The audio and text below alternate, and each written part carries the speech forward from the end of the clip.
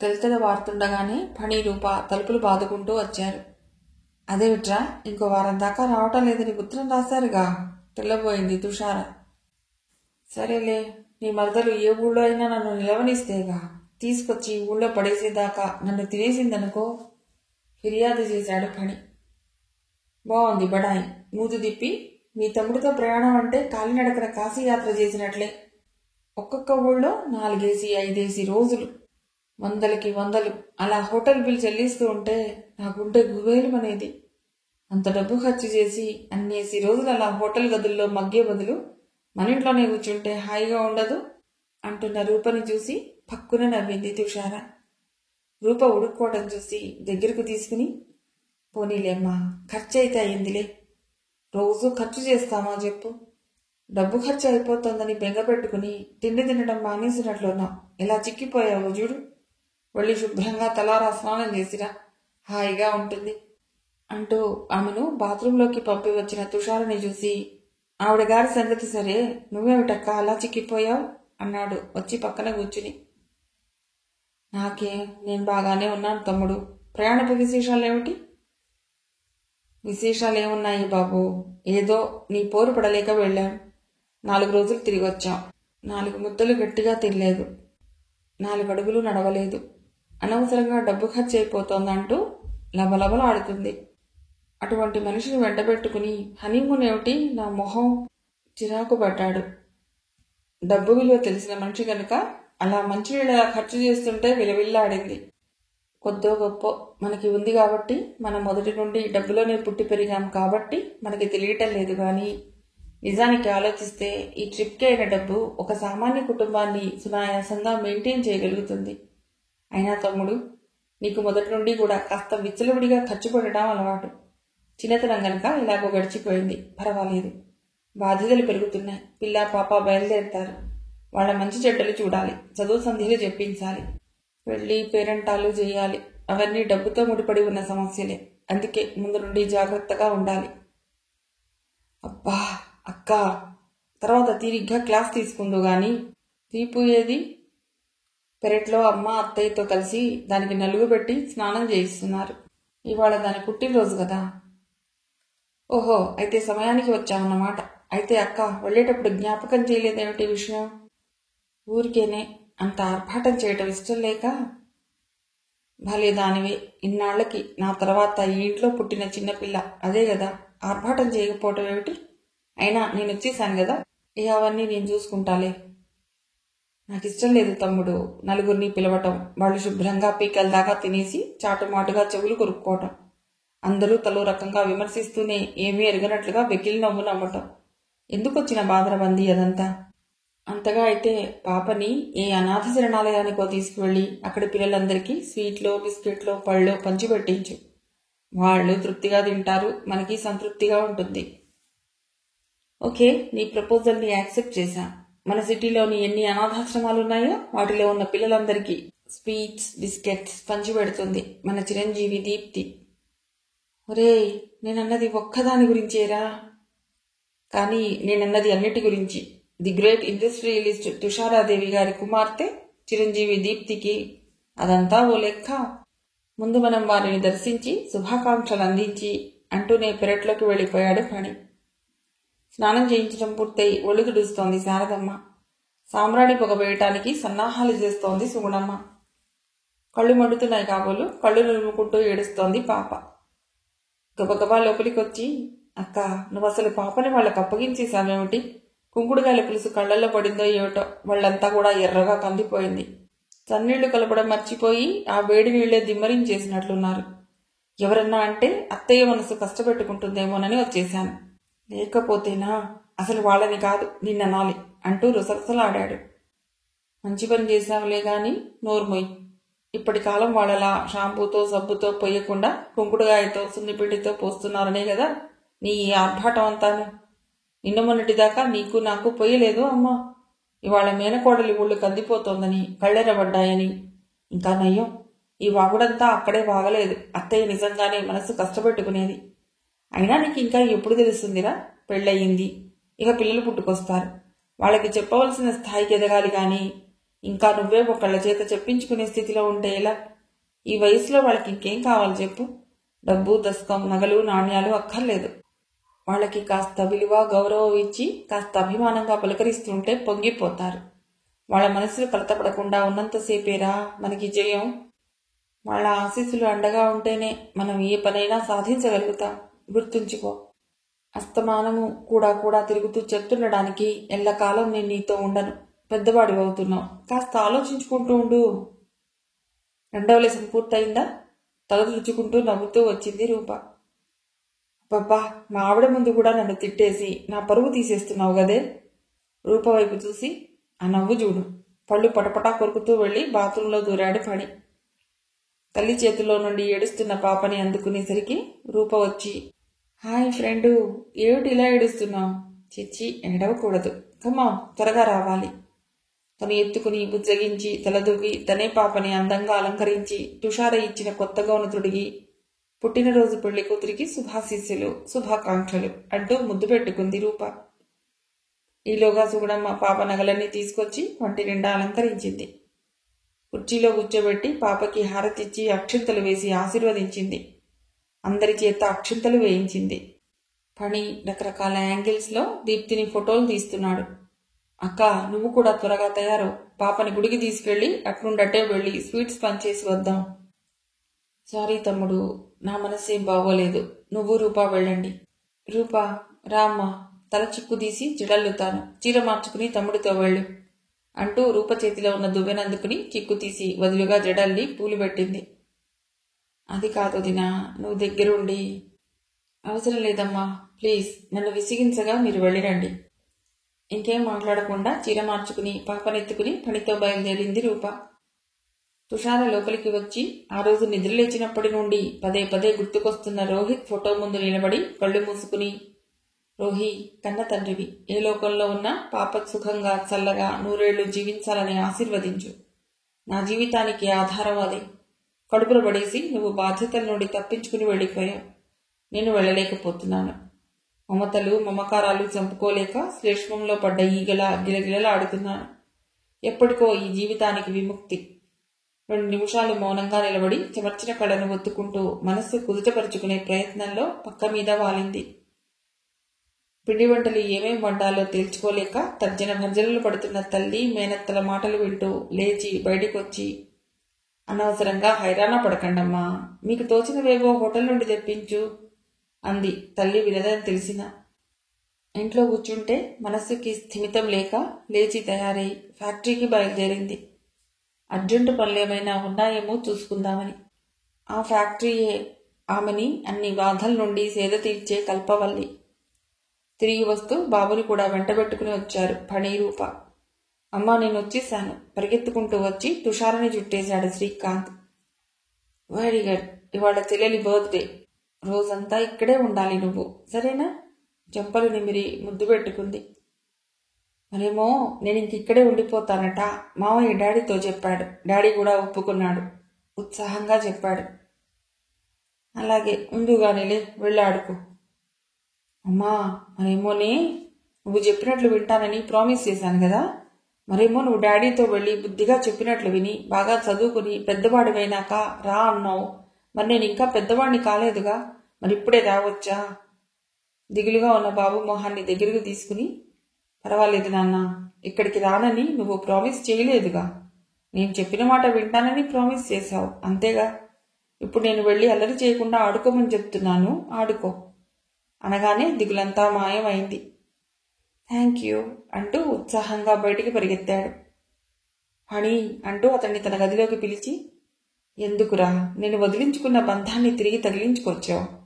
పాపనే మీకు అప్పగించాలనుకుంటుంటే వీడిని నేనేం చేసుకోను అంది.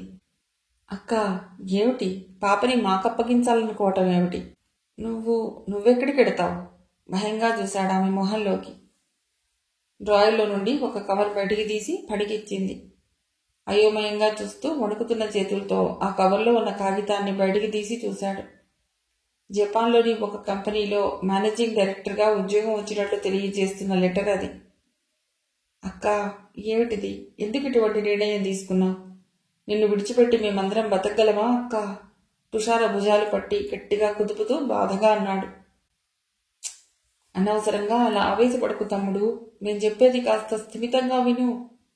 పని చెయ్యి పట్టుకుని తన పక్కనే కూర్చోబెట్టుకుని, తమ్ముడు, నాకెందుకో కొంతకాలం ఒంటరిగా జీవితం గడపాలనిపిస్తోందిరా. అడుగడుగునా అపనిందలు, అవమానాలు, ఏదో తప్పు చేసిన దాన్ని చూసినట్లుగా గుచ్చి గుచ్చి చూడటం, ముఖాలు చిట్లించుకోవటం, వెకిలిగా వెక్కిరింతగా నవ్వుకోవటం, ఇలా ఏదో విధంగా నా మనసుకి తగిలిన గాయం రేగుతూనే ఉంది. ఆ గాయం పెద్ద కాకుండా తగిన శ్రద్ధ తీసుకోవటం ఎంతో అవసరం కదా. మిమ్మల్ని వదిలి శాశ్వతంగా నేనెక్కడా ఉండను. కాకపోతే మరీ చిన్నపిల్ల కాబట్టి పాప బాధ్యత నీకు తప్పదు. నాకు తెలుసురా, పాపని నాకంటే ఎక్కువగా అపురూపంగా చూస్తారు నువ్వు, రూప. అమ్మ వాళ్ళకి ఇప్పుడే చెప్పకు, అన్ని ఏర్పాట్లు పూర్తయ్యాక చెప్తాను. ఈ విషయం మనసులో ఉంచుకుని బాబుని తీసుకుని రావటం లాంటి తొందరపాటు పనులు చేయకుండా ఉంటావని ముందుగా నీకు చెప్పాను. నోట మాట రాక ఉళ్ళప్పగించి చూస్తూ ఉండిపోయాడు పని. లేచి మెల్లిగా బయటికి నడిచాడు. మహాసామ్రాజ్యాన్ని కోల్పోయిన చక్రవర్తిలా ఉన్నాడతడు. అతడికి మొదటి నుండి తల్లి తండ్రి దగ్గర కంటే తుషార దగ్గర చనువు ఎక్కువ. అన్ని విషయాల్లోనూ మొదట తమ్ముడికి భాగం పంచి ఆఖరణ తను తీసుకునేది తుషార. అక్కంటే ఎంత చనువో అంత భయం. తను చదువుకుంటున్నంతసేపు తమ్ముడు కూడా కూర్చుని చదవవలసిందే. అతడు సరిగ్గా చదవకపోయినా, ఏదైనా తప్పు పని చేసినా, మొండికేసినా అతన్ని ఏమీ అనక అతడికి తెలిసే విధంగా తనను తాను శిక్షించుకునేది. అది భరించలేక అక్క ఒడిలో తలదాచుకుని పోరున ఏడ్చేసేవాడు. అలా ఏడుస్తుంటే చూడలేక విజ్జగించి మంచి చెడుల్ని వివరించి చెప్పేది. అతడు మంచి మార్కులతో పాస్ అయినప్పుడు, ఏవైనా మంచి పనులు చేసినప్పుడు మంచి మంచి బహుమతులు ఇస్తూ అతన్ని ప్రోత్సహించేది. తను చెప్పిన దానికి తండ్రి ఇష్టపడకపోతే అక్కగారి దగ్గర వాపోయేవాడు ఫణి. తుషార చెప్పిందంటే కాదనే అలవాటు లేనే లేదు గంగాధరం గారికి. తల్లి తండ్రి తనని విడిచిపెట్టి ఉండలేక ఫారిన్ పంపించడానికి నిరాకరిస్తే తుషారని బ్రతిమాలి ఆమె ద్వారా తల్లిదండ్రుల్ని ఒప్పించి తన కోరిక నెరవేర్చుకుంటున్నాడు ఫణి. రోహిత్తో పెళ్లి సెటిల్ అయ్యాక దగ్గరలో ముహూర్తం చూడమని అతడు తొందరపడుతుంటే, మా తమ్ముడు ఫారిన్లో ఉన్నాడు, వాడు దగ్గర లేకుండా నా పెళ్లి జరగదు. అక్కడ నుండి వాడు రావాలంటే కొంత వ్యవధి కావాలి. వాడికి ఎప్పుడు రావడానికి వీలవుతుందో కనుక్కొని అప్పుడు పెట్టిస్తారు ముహూర్తం అని స్పష్టంగా చెప్పేసి ఆ విధంగానే జరిపింది తుషార. అలా ఇద్దరికి ఒకరంటే ఒకరికి అమితమైన అభిమానం, ప్రేమ, ఒకరి కోసం ఒకరు ప్రాణాలైనా ఇవ్వగలిగేంత సాన్నిహితత్వం. ఆ తర్వాత నలుగురితోనూ సరదాగా గడపలేకపోయాడు ఫణి. అక్కని జపాన్ వెళ్లకుండా ఆపడం ఎలా? వెళితే ఒంటరిగా అక్కడ ఎలా ఉండగలుగుతుంది? లేచినా లేవకపోయినా ఎవరు పట్టించుకుంటారు? ఎంత ఆలోచించినా అర్థం కాలేదు అతడికి. బాధపడతారని తెలిసి తండ్రి అనుభవం, వ్యవహార పరిజ్ఞానం తనకి ఏదైనా సలహా ఇవ్వగలదన్న నమ్మకం ఆ విషయాన్ని తండ్రి చెవిలో వేసేట్లు చేసింది. గుండెలో ఫిరంగులు పేలినట్లు విలవిల్లాడిపోయారు గంగాధరం గారు ఆ వార్త వినగానే. నాన్నగారు, అక్కని ఆపటానికి ఏదైనా మార్గం ఆలోచిస్తారేమోనని చెప్పాను గాని ఇలా బాధపడతారని కాదు. అక్క ఈ విషయంలో చాలా పట్టుదలగా ఉంది. అప్పుడే ఏర్పాట్లు కూడా చేసేసుకుంటోంది. మనం తొందరపడకపోతే లాభం లేదు. తనే తండ్రిని అనునయించాడు. రామ్మ, మన ఇంటికి వెళదాం. ఒకసారి బాబు అన్న మాటలు గుర్తొచ్చి కర్తవ్యాన్ని బోధించాడు. బాబు, అక్కని ఆపటానికి బాబు ఒక్కడే ఆధారం. నేను వెళ్ళి కృష్ణమోహన్తో మాట్లాడి వస్తాను అన్నాడు కళ్ళు ఒత్తుకుంటూ. వెళ్ళండి నాన్నగారు, బాబాయిని కూడా తీసుకెళ్ళండి. అతడిని కూడా సలహా అడిగి అక్కని ఆపే మార్గం ఆలోచించండి అంటూ తొందరపెట్టేసి అప్పటికప్పుడు కారులో పంపించాడు వాళ్ళని. ఏమిటలా దేవదాసు పోజు పెట్టి కూర్చున్నారు? ఇవాళ దీప్తి పుట్టినరోజని గుర్తుందా? శుభమాని పండుగ జరుపుకుంటున్న ఇంట్లో ఏదో పోగొట్టుకున్నట్లు ఈసురోమంటూ కూర్చోకూడదు. లేవండి, వెళ్ళి కాసేపు పాపతో గడపండి అంటూ బలవంతంగా అతని గదిలో నుండి బయటికి లాక్కొచ్చింది రూప. కారణం ఏమిటో తనకి తెలుసు కనుక తమ్ముడి వాలకాన్ని గమనించినా ఎప్పటిలా ఆరాటపడక చూసి చూడనట్లు ఊరకుండిపోయింది తుషార. గంగాధరం గారు చెప్పింది విన్న కృష్ణమోహన్ షాక్ తగిలినట్టు ఉలిక్కి పడ్డాడు. ఇప్పుడు అమ్మాయిని ఆపగల శక్తి నీ ఒక్కడికే ఉంది బాబు. కృష్ణమోహన్ చేతులు పట్టుకున్నారు గంగాధరం గారు. నేనేం చేయగలనండి? అయోమయంగా చూశాడు. బాబు అంటే దానికి ఎంత ప్రాణమో నీకు తెలుసు. తన కూతురు దీప్తి కంటే ఎక్కువగా వాడిని అభిమానించింది. అనురాగంతో కన్న తల్లిలా చేరదీసింది. వాడు తన అక్క కొడుకని తెలిసిన తరువాత వాడి కోసం ప్రాణాలైనా ఇవ్వటానికి సిద్ధపడింది. బాబుని చూడాలన్న ఆరాటంలో నిద్రాహారాలు మాని ఎదురు చూస్తూ కూర్చుంది. అటువంటిది బాబు అలా మాట్లాడేసరికి హర్ట్ అయ్యింది. జీవితం అంటే విరక్తిని పెంచుకుని ఇలా దేశం కాని దేశం పెడతానంటోంది బాబు. అది ఎటువంటిదో నీకు తెలిసే ఉంటుంది ఈ పాటికి. నువ్వు ఒంటరిగా నిస్సారంగా బతుకు గడుపుతున్న వాడివి. నీ కొడుకుని నీ నుండి దూరం చేయటం మాకు సమ్మతం కాదు. అందుకని మీరిద్దరూ ఒకటైతే లోకుల నోళ్లు మూయించినట్లు అవుతుంది. ఒకరికి తోడులో ఒకరు, ఒకరి నీడలో ఒకరు సేద తీరను వచ్చు అంటున్న గంగాధరం గారిని పిచ్చివాడిని చూసినట్లు చూశాడు. మరుక్షణంలోనే తేరుకుని, అంకుల్, నేను మళ్ళీని ఎంత గాఢంగా ప్రేమించానో మీకు తెలియదు. ఆమె జ్ఞాపకాలతోనే ఈ బ్రతుకును గడపాలని మనస వాచ ఆశిస్తున్నవాణి మావయ్య. అన్నీ తెలిసి మీరు కూడా కోదండం గారిని చూశాడు. అవును బాబు, అమ్మాయి జీవితానుభవాలన్నింటినీ చవి చూసిందే. నువ్వు అంతే. ఇద్దరూ పుట్టెడు దిగులు గుండెల నిండా నింపుకుని పైకి గంభీరతను నటిస్తున్నవారే. ఇద్దరూ మీ బిడ్డల కోసమే జీవితాలను గడుపుతున్నవారే. అటువంటి మీరిద్దరూ ఒకే గూట్లో ఉంటే కలిసి బాధలు పంచుకుంటారు, కలిసి బాధ్యతలు నెరవేర్చుకుంటారు, ఒకరి సన్నిధిలో ఒకరు సేద తీరగలుగుతారు. మీ ఇద్దరికీ పరిచయం అయి ఇంచుమించు 2 ఏళ్లుగా వస్తోంది కదా. ఈ పాటికి ఒకరినొకరు పూర్తిగా అర్థం చేసుకునే ఉంటారు.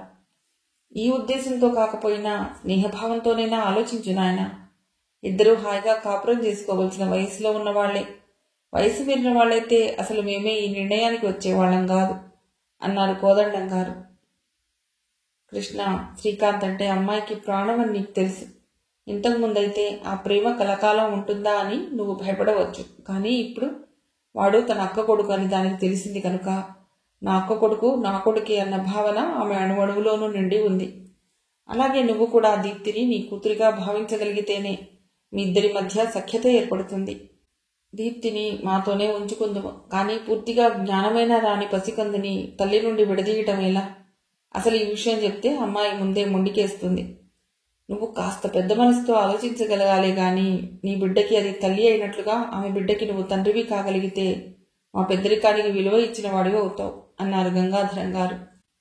కావాలంటే నేను వెళ్ళి మీ అమ్మానాన్నలతో మాట్లాడొస్తాను బాబు. అచ్చం మల్లికలాగే ఉన్న తుషార నిన్ను అతి త్వరలోనే మల్లికని మర్చిపోయేలా చేయగలదు. నాకు తెలిసినయ్యా, ఇద్దరూ చదువు సంస్కారం ఉన్నవాళ్లు, బాధ్యతల్ని పరిస్థితుల్ని తెలుసుకుని మసులుకోగలిగిన వాళ్ళు, పెద్దవాళ్ళం. మీ జీవితాలు ఎటు కాకుండా వ్యర్థం అయిపోతూ ఉంటే చూస్తూ ఊరుకోలేక ఇంతగా చెప్తున్నాం. కాస్త తీరిగ్గా ఆలోచించుకుని ఏ విషయమూ చెప్తే దాన్ని బట్టి మేము మిగిలిన విషయాలు ఆలోచించుకోవటానికి వీలవుతుంది. మనం ఏ నిర్ణయం తీసుకున్నా ఆమె ప్రయాణమే బయలుదేరకముందే తీసుకుంటే మంచిదని నా తాపత్రయం. ఆ పైన నీ ఇష్టం. ఇద్దరూ అలా వంతులేసుకున్నట్లు ఒకరి తర్వాత ఒకరు అలా చెప్తూ ఉంటే ఏం చెప్పాలో ఏం చేయాలో తోచక అంతా గందరగోళంగా అనిపించసాగింది. ఇంతకీ మీరసలు ఆవిడ అభిప్రాయం తెలుసుకున్నారా? అడిగాడు కాసేపు అయ్యాక. ఇంకా లేదు బాబు. నీ అభిప్రాయం ఏమిటో తెలుసుకోకుండా ముందుగా అమ్మాయితో చెప్తే తీరా నువ్వు ఒప్పుకోకపోతే అమ్మాయి హర్ట్ అవుతుంది. అసలే అమ్మాయి చాలా బలహీనంగా ఉంది. మగవాడికి ఉన్నంత గుండె నిబ్బరం ఆడదానికి ఉండదు కదా. అందుకే నిన్ను అడిగి నీ అభిప్రాయం తెలుసుకున్నాక అమ్మాయి చెవిన వేద్దామని. సందిగ్ధంతో ఆగిపోయారు గంగాధరం గారు. ఒకసారి భారంగా నిట్టూర్పు వదిలి, ఆమెను అడగండి అంకుల్, అంగీకరిస్తే మీ ఇష్ట ప్రకారమే జరిపించండి అన్నాడు చాలాసేపటి తర్వాత. చాలా సంతోషం బాబు. నీ రుణం ఈ జన్మలో తీర్చుకోలేనయ్యా. నా బిడ్డని మళ్ళీ మామూలు మనిషిని చెయ్యి బాబు. ఈ ఊళ్ళో ఉండలేకపోతే మీరిద్దరూ కలిసి మరో ఊరికి వెళ్ళిపోయి ఏదైనా బిజినెస్ చేద్దురు గాని. నాకు నా బిడ్డకి డబ్బుకి ఏ లోటు లేదు బాబు. అంకుల్, మీరు ఇలా ఆవేశపడకండి. చెప్పానుగా, మీ అమ్మాయి అంగీకరిస్తే అన్నీ మీరు అనుకున్నట్లే జరుగుతాయి అన్నాడు తన చేతుల్ని పట్టుకున్న ఆయన భుజం మీద మెల్లిగా తడుతూ. మరోసారి అతన్ని అభినందించి తిరుగుముఖం పట్టారిద్దరు. ఏమీ తోచక మనసంతా గజిబిజిగా అనిపిస్తూ ఉంటే దిండుని ఆనుకుని కూర్చుని భగవద్గీత తిరిగేస్తోంది తుషార. చాపిన ఆమె కాళ్ళ మీద బోర్లా పడుకుని నిద్రపోతోంది దీప్తి. ఏదో పోగొట్టుకున్న దానిలా వడలిపోయినట్లుగా ఉన్న మొహంతో అడుగులో అడుగు వేసుకుంటూ గదిలోకి వచ్చిన తల్లిని చూసి పుస్తకం మూసి పక్కన పెడుతూ, ఏమిటమ్మా అలా ఉన్నావు అడిగింది తుషార. నేను అమ్మననే మాట నీకు ఇంకా గుర్తుందా తల్లి? అగ్నిపర్వతం బద్దలైంది.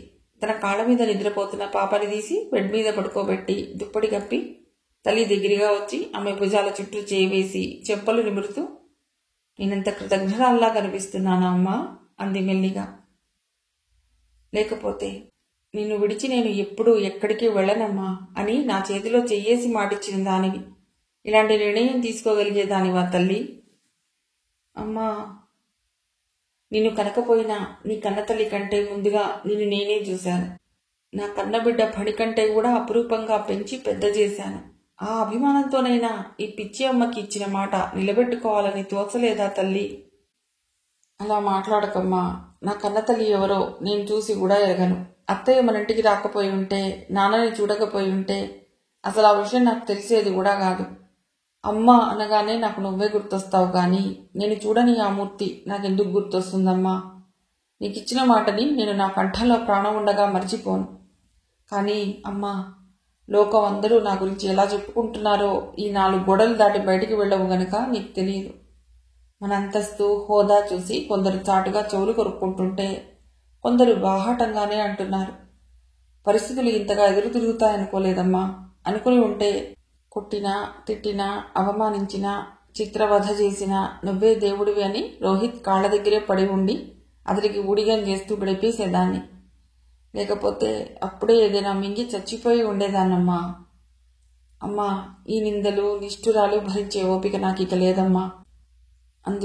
అందుకేనమ్మా ఈ నిర్ణయం తీసుకున్నాను. అమ్మా, తల్లిగా నువ్వు శాసిస్తే తప్పకుండా నా ప్రయాణాన్ని నేను క్యాన్సిల్ చేసుకుంటాను. కానీ ఈ వాతావరణంలో నేను ఇక బతకలేనమ్మా. నన్నేం చేయమంటావో నువ్వే చెప్పమ్మా. బోరున ఏడుస్తూ తల్లి భుజం మీద వాలిపోయింది తుషార. ఊరుకోమ్మా, తిని కూర్చుని నిన్ను ఏడిపిస్తున్నాను గదే చిట్టి తల్లి. నీ ఇష్టం, అలాగే వడుదువు గానిలే. నేనిక్కడ బతకలేనమ్మా అంటున్న నిన్ను బలవంతంగా ఇక్కడే బంధించి నువ్వు పూట కుమిలి కుమిలి ఏడుస్తుంటే చూస్తూ భరించలేనమ్మా. నువ్వు ఎక్కడ సుఖంగా సంతోషంగా ఉండగలవనుకుంటే అక్కడే ఉందువు గాని. కానీ ఈ అమ్మకి ఒక కోరిక ఉంది, తీరుస్తావా అమ్మా? కోరిక కాదమ్మా, ఆజ్ఞాను. నువ్వు ఆజ్ఞాపిస్తే చివరికి నా ప్రాణమైనా ఇస్తానమ్మా. నువ్వంటే నాకు అంత ఇష్టం, ప్రేమ, నిజం అమ్మా అంది వెక్కుతూ.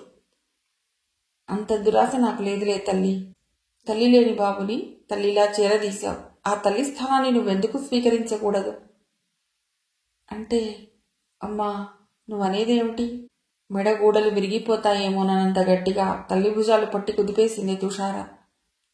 అమలు, అలా ఆవేశపడకుండా నిదానంగా ఆలోచించు. మల్లికెవరు? నీ తోడబుట్టిన అక్క. అక్క స్థానాన్ని చెల్లెలు భర్తీ చేయడం దోషమేమీ కాదు, నేరం అంతకంటే కాదు.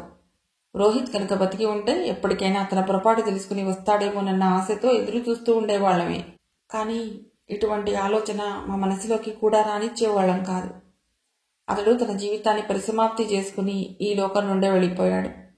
అతడి ద్వారా సంక్రమించిన నీ బిడ్డని పెంచి పెద్ద చేయవలసిన బాధ్యత నీ మీద ఉంది.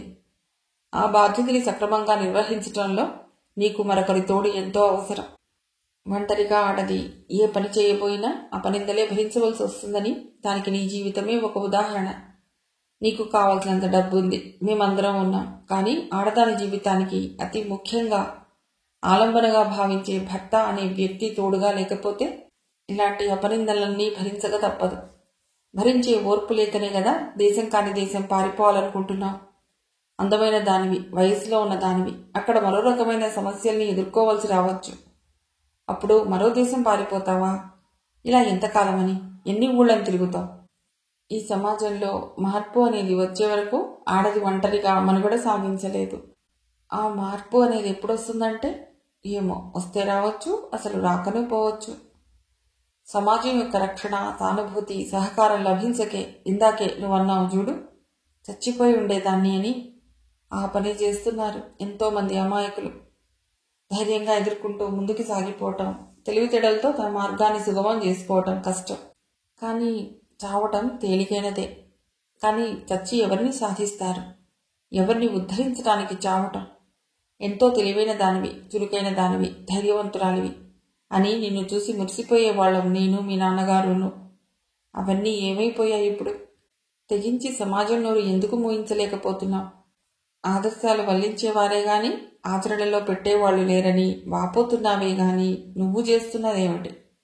చదువు, సంస్కారం, అంతస్తు, హోదా అన్నీ ఉన్న నీలాంటి వాళ్లే సమస్యలకి భయపడి దేశాలు బట్టి పోతుంటే ఇక సామాన్యుల గతి ఏమిటి? ఇందాక నువ్వు అన్నట్లు చావటం, ఈ పరిస్థితి ఇలాగే, ఈ సమాజం ఇక ఇప్పటికీ ఎన్ని తరాలు ఎన్ని యుగాలు గడిచినా మారదమ్మా. నీకు కావాల్సిందేమిటో మీరు గ్రహించుకోలేరు. మీ గమ్యాన్ని మీరు నిర్ణయించుకోలేరు. పరిస్థితుల్ని ఎలా అనుకూలంగా మలుచుకోవాలో తెలియదు. ఎదురైన సమస్యల్ని ఎలా పరిష్కరించుకోవాలో తెలియదు. ఇహ ఈ చదువులన్నీ దేనికమ్మా? ఆదర్శాల్ని వల్లించటం ఎందుకమ్మా? నేను బాధ పెట్టడం, బలవంతంగా నిర్బంధించడం నా అభిమతం కాదు. సరే, నీ ఇష్టం. నీకేది మంచిదని తోస్తే అలాగే చెయ్యి. మాదే ఉంది. రేపో మాపో రాలిపోయే ఎండుటాకులు లాంటి వాళ్ళం. తర్వాత మీరేం చేసుకున్నా బతికినన్నాళ్ళు మా కళ్ళ ముందే ఉంటారని ఆశపడ్డాం. నేనొక పిచ్చిదానని నీకు తెలుసుగా. నేనన్న మాటలేవి మనసులో పెట్టుకోకు అని గట్టిగా ఊపిరి పీల్చుకుంది సుగుణమ్మ. తన ఎదురుగా ఉన్నది తను రోజూ చూసే అమ్మేనా అన్న అనుమానం వచ్చింది తుషారకి. ఎప్పుడూ తన పనేదో తనేదో అన్నట్లుండే అమ్మ. ఏ మాటంటే ఏం నొచ్చుకుంటారో అన్నట్లుండే అమ్మ.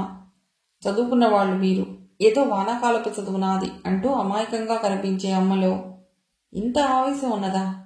ఇంత ఆలోచన ఉన్నదా? ఇంత ఆవేదన ఉన్నదా?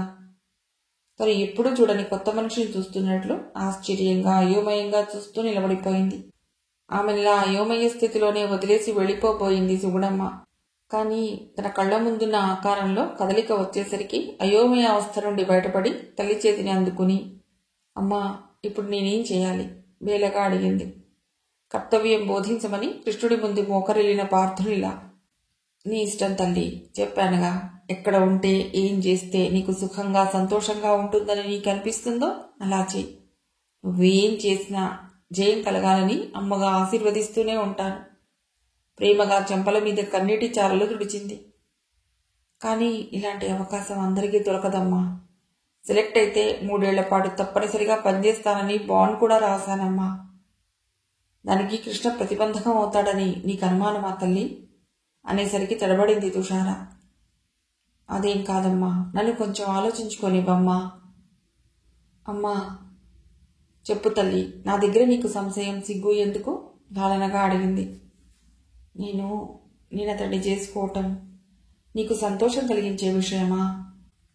మూడుగా అయిన చెట్టు మళ్లీ చిగురిస్తుంటే నేల తల్లి సంతోషంతో తల మునకలవ్వకుండా ఉంటుందా తల్లి?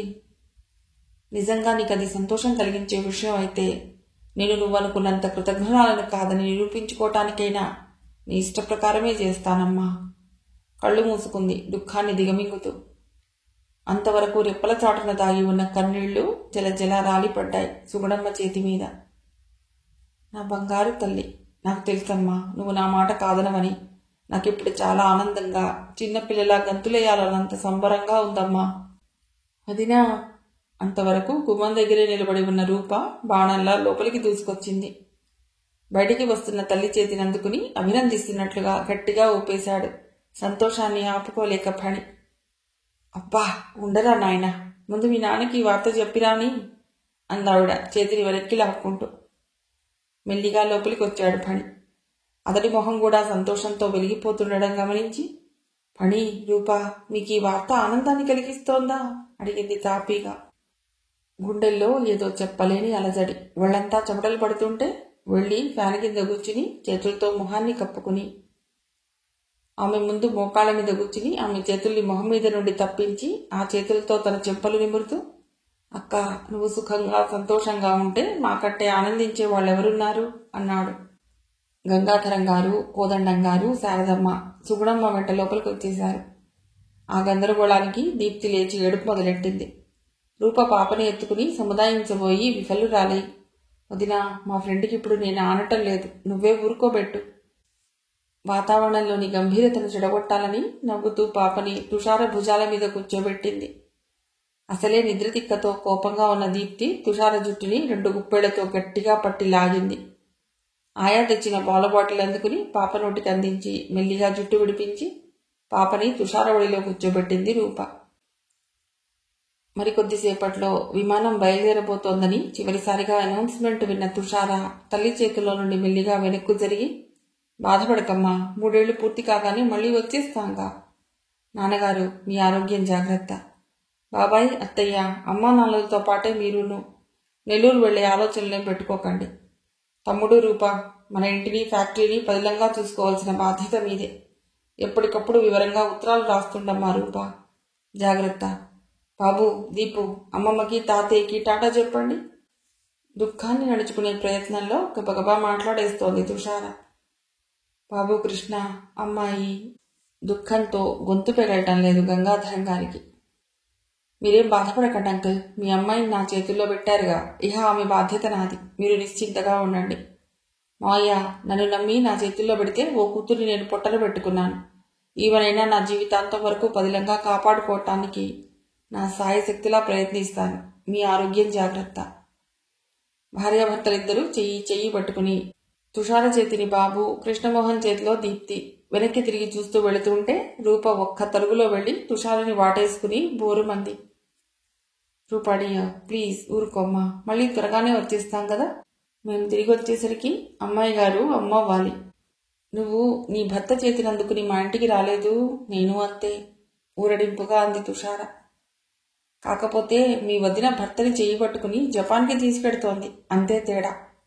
తుషార వైపు చూసి చిన్నగా నవ్వాడు కృష్ణమోహన్. అతడు అన్న తీరికి అంత దుఃఖంలోనూ నవ్వొచ్చింది రూపకి. టైం అయింది, ఇహ ఉండమ్మా రూపా, పద తుషార. తుషార భుజాల చుట్టూ చెయ్యి వేసి ముందుకు నడిచాడు కృష్ణమోహన్. నీళ్లు నిండిన వాళ్ల కళ్ళకి కన్నీళ్లతో వీడ్కోలు చెప్తున్న గంగాధరం వగైరాలు మసగ్గా కనిపించారు. వారి కోసమే ఎదురు చూస్తున్నట్లు వారి లోపలికి వెళ్లగానే తలుపు మూసుకుంది. వారిని గమ్యానికి చేర్చాలన్న తహతహతో మరి కాసేపట్లోనే విమానం పరుగందుకుంది. తుషారా, మీ వాళ్ళందరినీ వదిలి వస్తున్నందుకు బాధపడుతున్నావా? తుషార చేతిని తన చేతిలోకి తీసుకున్నాడు కృష్ణమోహన్. చేతిలో ఉన్న కర్చీఫ్తో కళ్ళొత్తుకుంటూ, అదేం లేదు కృష్ణ, నేను ఇది కోరి తెచ్చుకున్నదే కదా. అమ్మని నాన్నగారిని వదిలి ఎప్పుడు ఎక్కడికి వెళ్ళలేదుగా, అందులో ఇంత దూరం అంది మామూలుగా ఉండటానికి ప్రయత్నిస్తూ.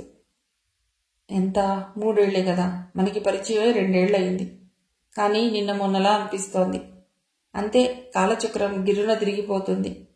అప్పుడు కొండంత సంతోషంతో మళ్ళీ మన దేశంలో అడుగు పెడతాం. బీ యాక్టివ్, ధైర్యం చెప్పాడు. డాడీ, మమ్మీ విమానం పైకి ఎగురుతుంటే భయంగా అరిచింది దీప్తి. దీప్తిని కృష్ణమోహన్ పట్టుకుంటే బాబు భుజాల చుట్టూ చేయి వేసింది తుషార. తను వెళ్ళబోయే ప్రదేశం, చేయబోయే ఉద్యోగం గురించి ఆలోచిస్తూ రిలాక్సింగ్గా వెనక్కి జార్లబడి కూర్చుంది తుషార. మల్లికను గుర్తు చేస్తున్న ఆమె మొహంలోకి పరీక్షగా చూస్తూ కూర్చున్నాడు కృష్ణమోహన్. విమానం వాయువేగంతో గగనసీమలో పరుగు పెడుతోంది. బండబారిన తుషార గుండెల్లో పన్నీటి జల్లు. ఆ జల్లులో తడిసిన కృష్ణమోహన్ అంతరంగంలో సన్నని హోరు. ఆ హోరు తగ్గి క్రమంగా సన్నని కాంతిరేఖ ఉదయించి వెలుగు మెల్లిమెల్లిగా మల్లిక రూపాన్ని సంతరించుకుంది. నిన్ను వీడని నీడను నేనే, కలగా మెదిలే కథ నేనే, గుండెల్లో సన్నని సవ్వడి. సన్నగా హంచేస్తున్నట్లుగా ఆ సవ్వడి చేస్తున్నది మల్లిక కాదు, తుషార. తన చేతుల్లో ఉన్న ఆమె చేతిని మృదువుగా నొక్కి పైకెత్తి పెదవులకు ఆంచుకుని సున్నితంగా ముద్దు పెట్టుకున్నాడు. పిల్లలు చూస్తారన్నట్లు సైగ చేస్తూ పెదవులు విడకుండా అందంగా నవ్వింది తుషార. కథ సమాప్తం.